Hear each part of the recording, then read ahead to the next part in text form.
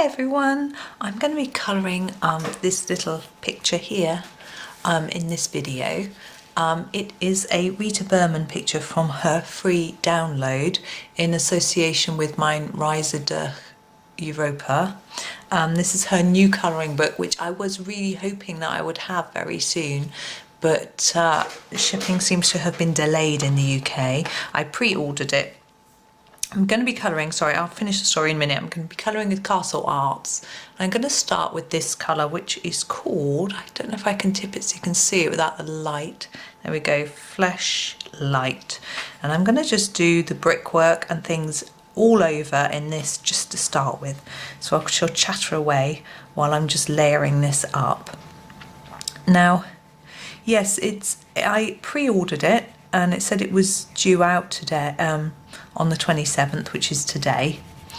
And then yesterday my status changed to processing. This was on Book Depository, by the way. And then today it's still processing, but now on their website it says it's out of stock. So it's a little bit frustrating. I've had a look on Amazon as well. On Amazon UK it says that it's you can order it and it will be here between the 7th and 15th of September. And I went onto amazon.de because it's a German book and translated it. You can have the display in English if you opt for it, which was handy. And it said a similar date.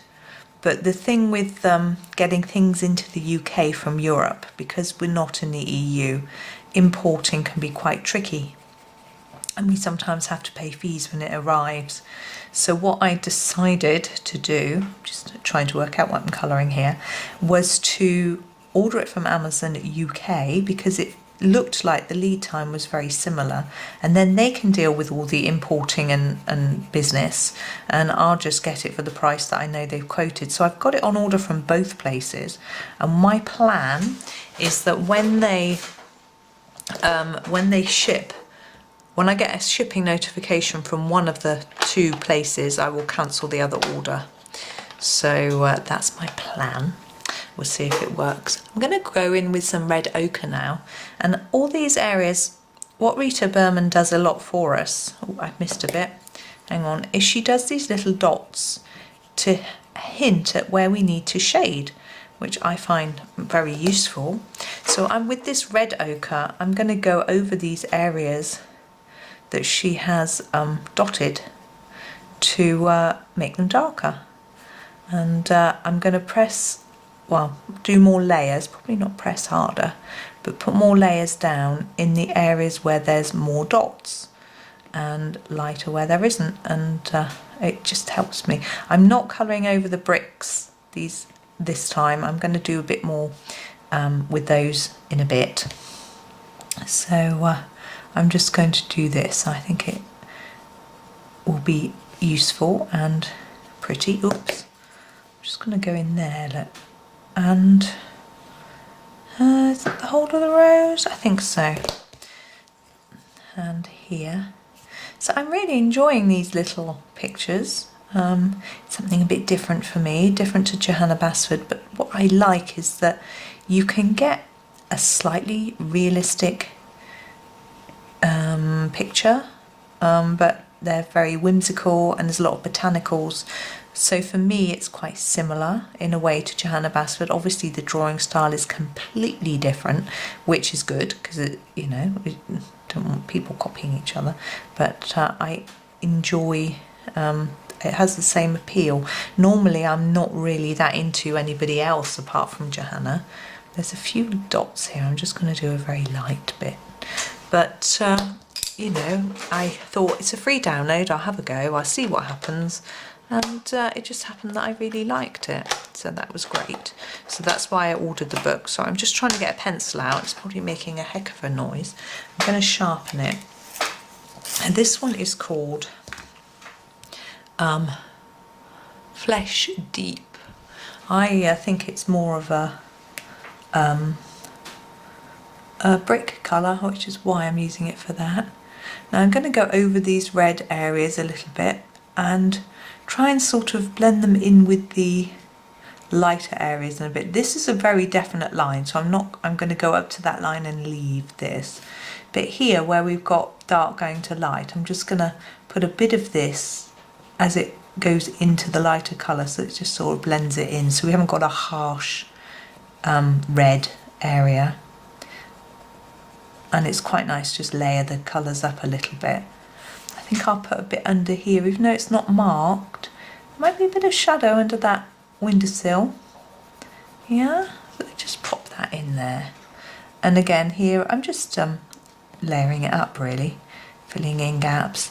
And I'm also thinking about what colours I might use for the curtains and for the windows and that sort of thing. So while I'm fiddling around, so I'm going to do that quite dark there, and then a lighter here to get a bit of a difference in colour. See, I'm just sort of colouring around quite randomly, just filling in the sort of gaps, as it were. I'm going to do a bit of the light. This is the flesh light just here, because I think it looks a bit pale.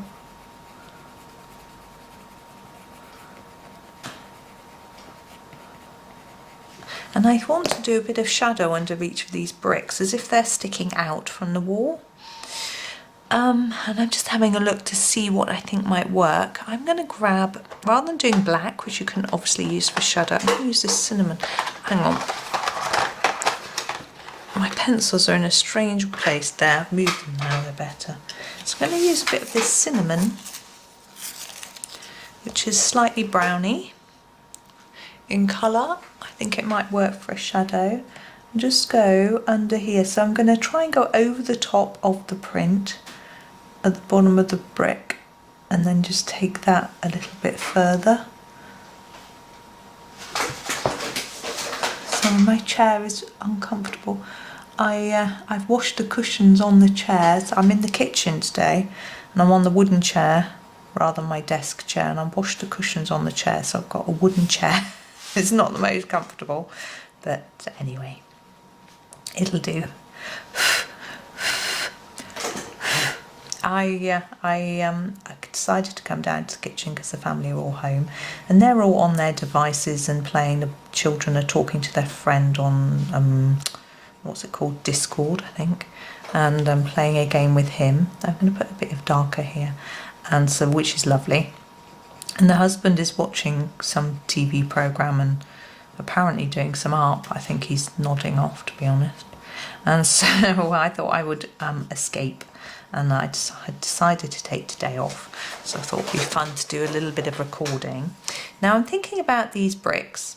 I want them to look a little bit different from the background so they stand out. So I'm just having a look at the colours that I've got here.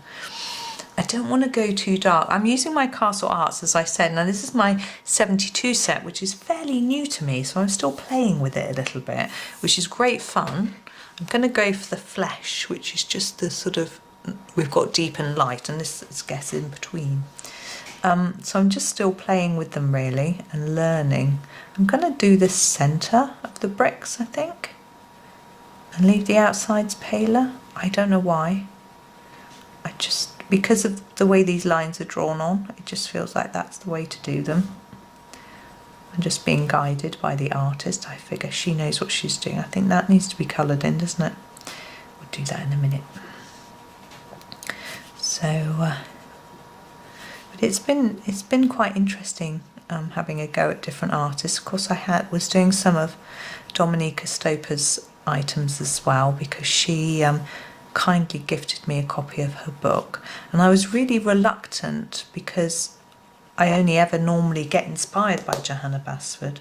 So in this little bit here where I missed, I'm going to use the flesh light to start with, like I did with the rest, and then I'm going to go in with the red ochre.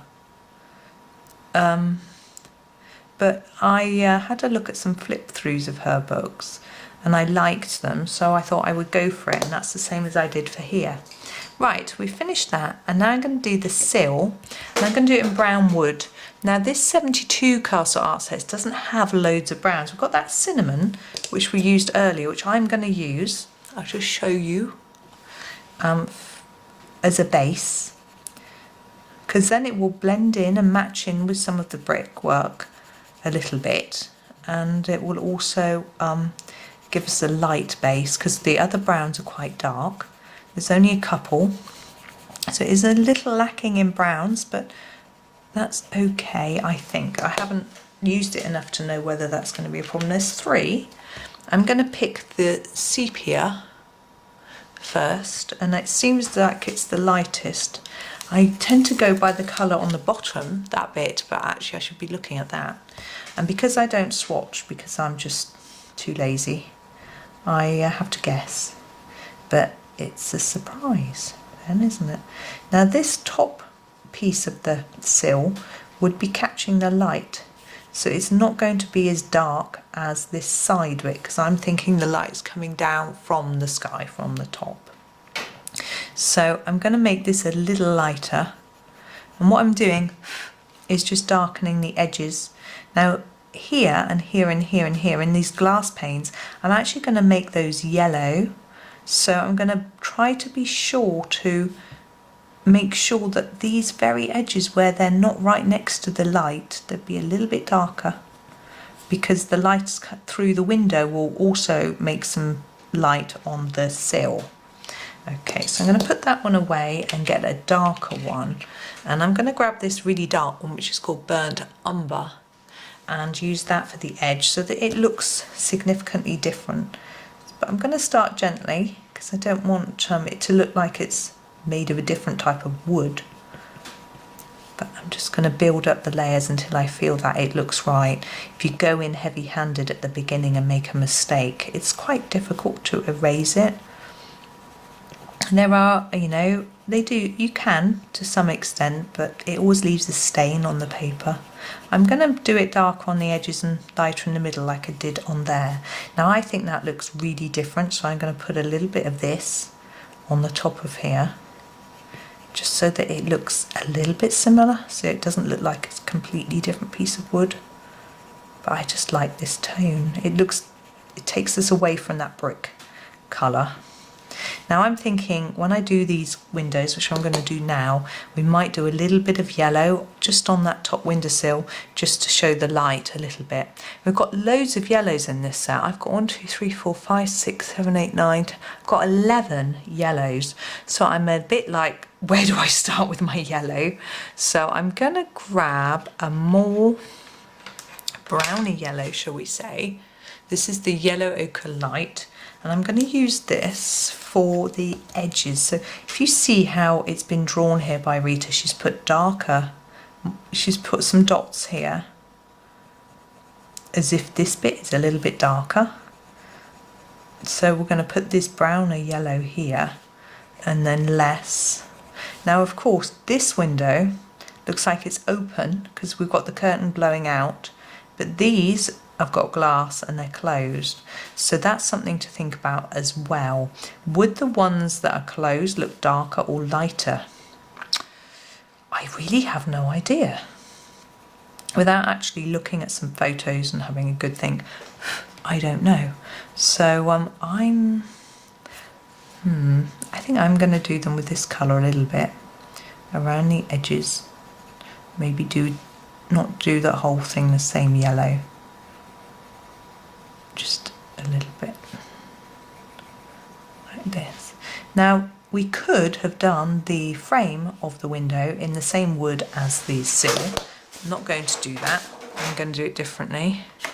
Right, now my next yellow is going to be the Cadmium Yellow, lovely bright yellow, and I'm going to fill in this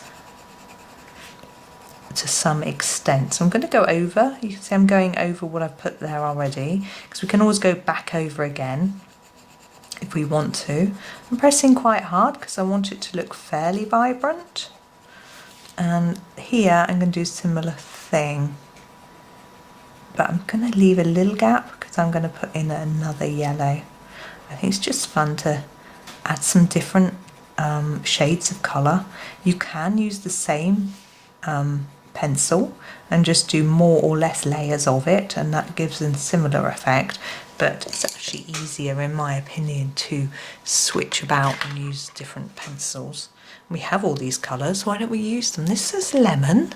I'm not convinced that's a lemon. I'm going to use it for this bit and to brighten the whole thing up. So I'm going to go over all of it with this because I want it to look bright. And I'm going to, this is the one, I'm going to put a little bit there. And you can see it's just warmed it slightly. And I think that's enough. I don't want it to look yellow, as it were. I just want it to look bright. And here and here. Now I find when I photograph yellows, they always look a bit weird. I don't know if that's the same on the video, but anyway, I'm not going to worry about it.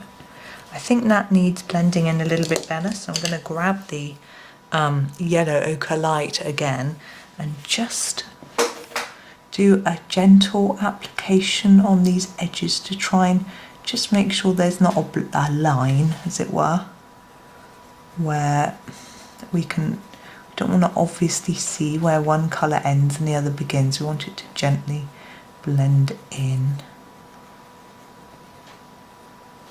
So I'm just going around there. There we go. Now I am going to do this frame. I think I'm going to do it in black or grey to make it look sort of like it's metallic. I think a grey might be better. Now we've got a cool grey deep and a cool grey. I'm going to go for the deep. It's the slightly darker grey. And I'm going to sharpen it. And then I'm going to have a think. I'm going to start it darker at the bottom here. We've got this little bit on this side, we mustn't forget. And then lighten it a little bit. You can see I'm reducing my pressure on here, but I want to put it darker under the curtain because there will be some shadow there. Sorry, I'm using, apparently the way I say curtain is very Gloucestershire, which is where I'm from, and it makes my husband and children giggle. But I hope it amuses you too. For me, it's quite normal. Why wouldn't you say it like that? But anyway, now I'm going to go across here because this bit of frame here will be very easy to forget to do. Again, I'm going to do more layers at the edges and less in the middle.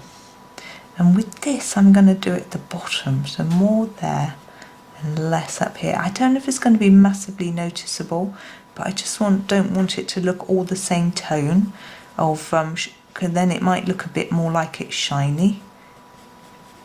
We can even leave a little white in there, like that. I need a little bit more there, I think. So I'm just going to leave that like that. And now we've got to think about curtains and roses and things like that.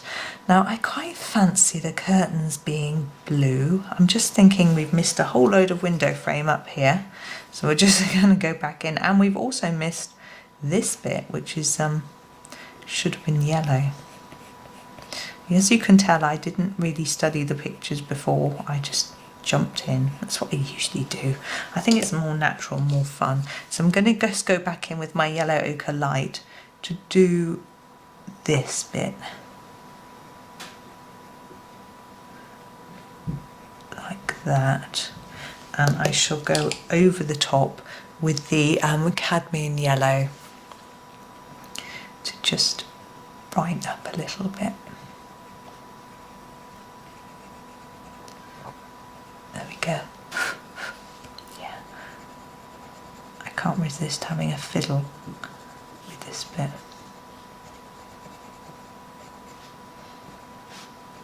There we go. Right, curtains, blue. Now I've got quite a few nice shades of blue. I'm going to pick a slightly darker. I don't want a really light blue. So I'm going to grab this one.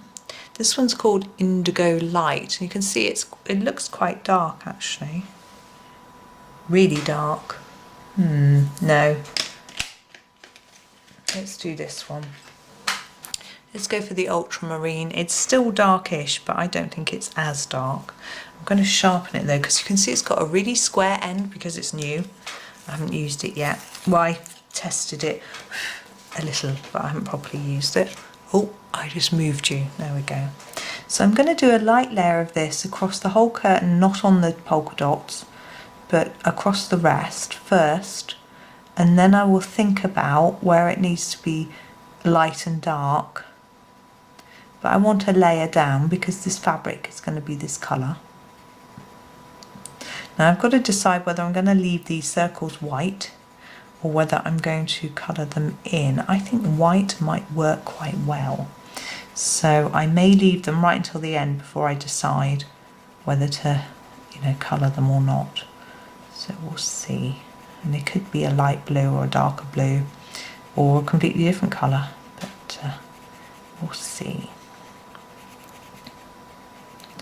So I'm just trying to not go over the lines here, because if we want to leave them white, I was just going to leave them paper colour. This paper is white, and so they could just be left. I do often wonder though, if I leave things completely white, it just looks like I can't be bothered to colour it in. But we'll see. So just working our way down. Now at the bottom here we've got the back of the curtain, and so we need to think about that as well. We'll still do the same base colour though, because it will be, unless it's lined, which makes it quite tricky, it would probably be the same colour on the other side. It looks like it's quite a light curtain, so you wouldn't expect it to be heavy with lots of lining. So I'm going to colour it all blue. There we go. And then think about where we're going to get slightly darker areas. So obviously here we've got it's already coloured in for us with dots, but also here, just on this overlap, be a little bit darker, and I would say here, like that. So what I'm doing is just adding some more layers of pencil, and it just makes it darker. Now on the actual curtain itself, I think it will be darker up here because it's sort of gathered in these gaps. Can you see that bit would be further forward and this bit a bit further back, so that might be darker. And maybe we use these lines to help us as to where we think it might be a little bit darker. It looks here like it's slightly bent. Now here there might be a bit, but we want to not do it too dark because we want this to be the dark bit. And then along this line here, we could do a bit here and here if we wanted. Like this. Let's have a look.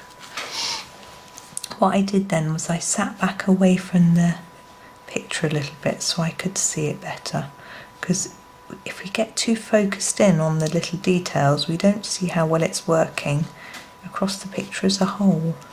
So it's going to be useful to just step back.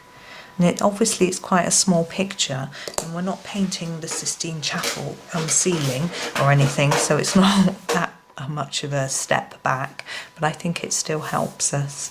Now with these roses, I think they're roses, maybe they're not. I'm going to choose some pretty pinks. And we've got quite a nice selection here. I'm going to just grab the cherry pink to start with and just do the top one. And I'm trying to work out whether that swirl is a rose or a stem, but I'm going to do it as a rose. So I think it will look pretty. I have looked at other people's versions of this picture a little bit, but I haven't taken lots of notice of little details like that. It's fun to look at what other people do, but I don't want to copy them, so I try not to look too hard.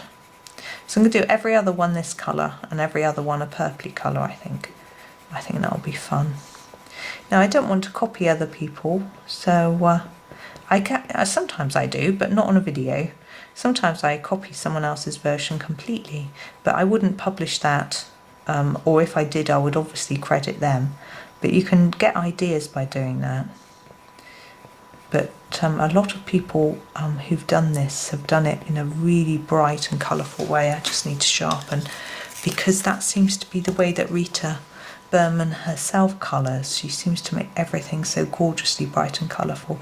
And she has coloured in all these and published them on her Instagram page, and they are a delight. And I would recommend going and have a look at that. I mean, you could always go and have a look at my Instagram page at the same time. I feel a bit cheeky now I said that. But I have an Instagram page, if you haven't seen it, Rachel Henderson Colouring. And what I do is I do advertise my videos on there. I say advertise, you know, I let people know that they're available so they can watch them if they want to. But I do also post completed pictures that I've done, which I haven't had on video, because obviously I don't video everything that I do. So there's that. And I also let people know when I've done a new blog article, because I've got a website with a blog. So I hope you can see what I'm doing. Although I'm using the same colour, I'm trying to pop some texture into the picture, i.e. to make the roses look slightly more three-dimensional by putting some shadow under here, by putting more layers of colour. So hopefully it looks like there's a bit of shape to the rose, which I think is nice. And I love this purple here. This is just called Purple. I think I've got this one in my botanical set. So I'm going to do the other ones this colour. It's very pretty. And do the same technique again, of course. So it's going to look a little bit odd, isn't it, otherwise? Go around them like this to just add in some shadow, as it were. And this one. There we go. So it's always good to try and press lightly to start with. You can add more layers, you can't take them away so easily. That's what I always say. To remind myself of that sometimes. I'm better behaved when I make a video. When I'm colouring without one, sometimes I'm just pressing away hard and at risk of ruining something. Okay. Oh, we've got one down here. Now we've got leaves. I am just going to do them green. I know it's very traditional and boring, but you know, that's me, I'm afraid. I do leaves that aren't green at times, but not this time. I think because this picture we're doing sort of realistic colours, I say, in imaginary quotation marks, that we'll leave it. Now at the top here we've got these circles. Now I'm thinking they might be like a berry. And although if it was a rose and we had rose hips, they'd be a sort of browny, orangey, reddy colour, I am going to do them a nice purple colour. So I think it'll work with the pink and the purple. So this is Purple Lake Deep. And I'm going to do those. Now I'm going to just do a really hard, multiple layers of colour on that, because I'm going to use my white gel pen. I'm just going to get it and put it there to remind me in a minute to make some highlights. So there's that. And now the leaves. I'm going to use two shades, I think, of green, nothing too complex. So I'm going to start with this one. I rather like this colour. It's called the Castle Green Deep. Castle Green Deep. I'm just going to sharpen because it's got a very square end. Now we do have an interesting shape going on in the leaves. So I'm going to not ignore it. I'm going to do a little bit of this colour in the bottom of each of those little, gosh, I don't know what to call them, little bits. And then I'm also going to do around it like this. And then we will add a second green colour to do a lighter touch as well. Now we have these sort of tendrils. I usually do those in the darker green when I'm doing them. Just thinking about whether that's a good idea. I think it is. I don't know why I choose the darker green, but works for me. You could do it however you wish, of course. And so just going around here. Try not to overlap into the top of this bit, because that'll just make our efforts pointless. There we go. And I'm going to grab a lighter green. I think I'm going to go for the Castle Green Light, because it will obviously match in with the Castle Green Deep, and it should give us a good contrast in colour. So we want to overlap it with the other colour a little bit so it blends together. We don't want to line, but you could virtually go over the top of the whole thing with this.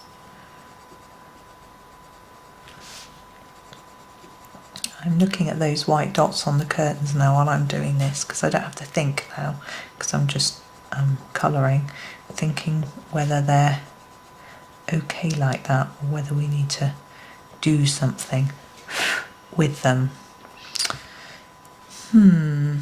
Thinking.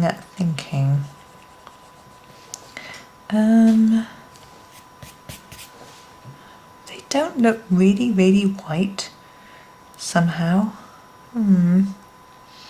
We haven't done those dots there, so I'm going to find a really dark blue.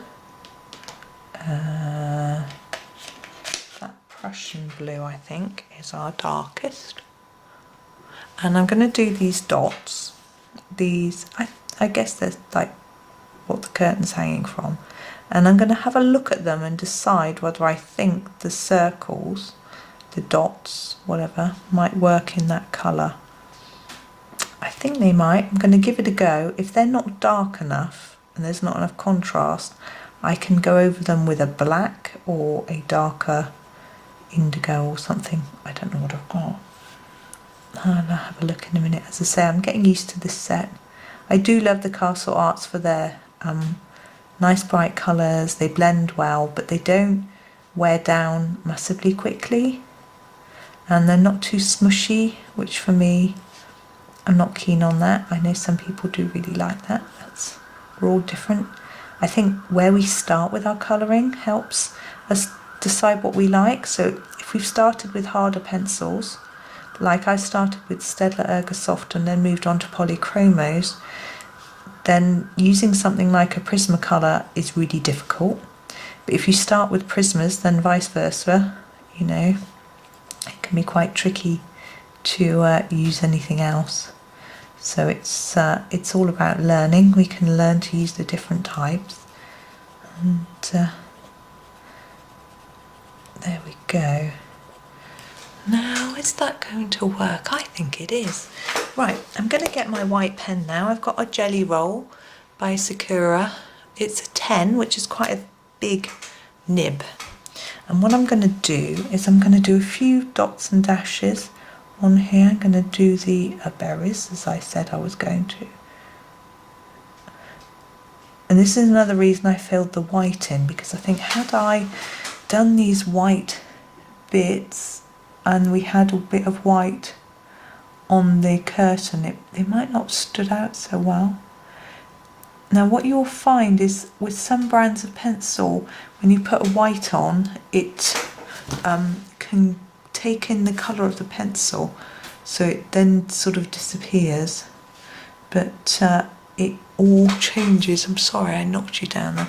It all changes depending on their brand, so it's a bit tricky to know. But I think that I don't want too much white on there.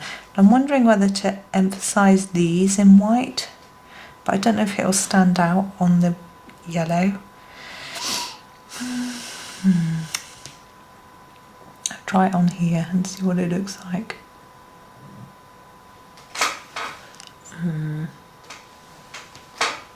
Maybe I'll do some by the side, like additional lines with the white, and leave the black ones there.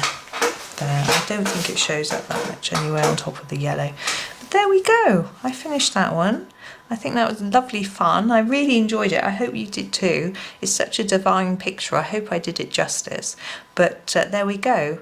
So thank you so much for watching. I do hope you enjoyed the video, and happy colouring.